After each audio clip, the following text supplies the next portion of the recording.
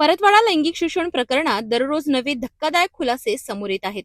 मुख्य आरोपी अयान अहमद याच्याशी संबंधित ठिकाणांची झडती, सोशल मीडियावरील कारवाई आणि आता पोलिसांवरही झालेली मोठी कारवाई या प्रकरणाने संपूर्ण जिल्हा हादरलाय.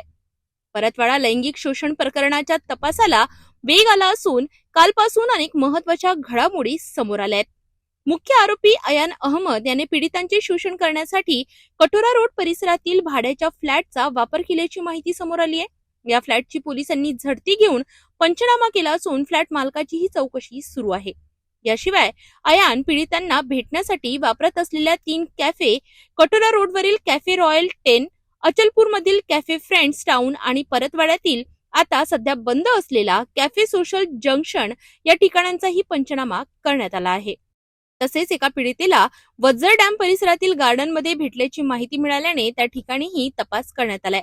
दरम्यान या प्रकरणात 10 जणांना चौकशीसाठी ताब्यात घेण्यात आले असले तरी अद्याप कुणालाही अटक करण्यात आलेली नाही. सोशल मीडियावर पीडितांशी संबंधित फोटो आणि व्हिडिओ व्हायरल करणाऱ्यांवर मोठी कारवाई करण्यात आली असून फेसबुक, इंस्टाग्राम, टेलिग्राम आणि युट्यूबवरील एकूण 41 अकाउंट सायबर सेलच्या मदतीने डिलीट करण्यात आले आहेत.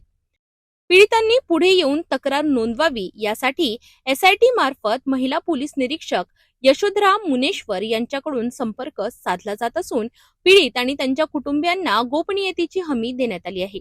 पीडिता आणि त्यांच्या कुटुंबियांनी त्यांच्या सोयीनुसार पोलीस निरीक्षक यशोधरा मुनेश्वर यांना मोबाईल क्रमांक 9773975635 या क्रमांकावर कधीही संपर्क करावा असे आवाहन करण्यात आले आहे.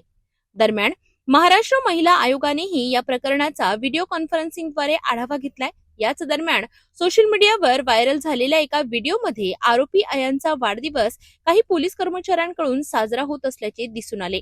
या प्रकरणाचा तपास निष्पक्ष राहावा आणि जनतेचा विश्वास अबाधित राहावा यासाठी परतवाडा पोलीस ठाण्यातील एका अधिकाऱ्यासह 2 अंमलदारांना निलंबित करण्यात आले आहे.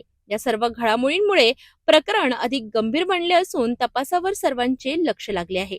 परतवाडा प्रकरणात तपासाची व्याप्ती वाढत असताना प्रशासनाकडून कठोर पावले उचलली जात आहेत. पुढील काही दिवसात आणखी मोठे खुलासे होण्याची शक्यता व्यक्त केली जाते.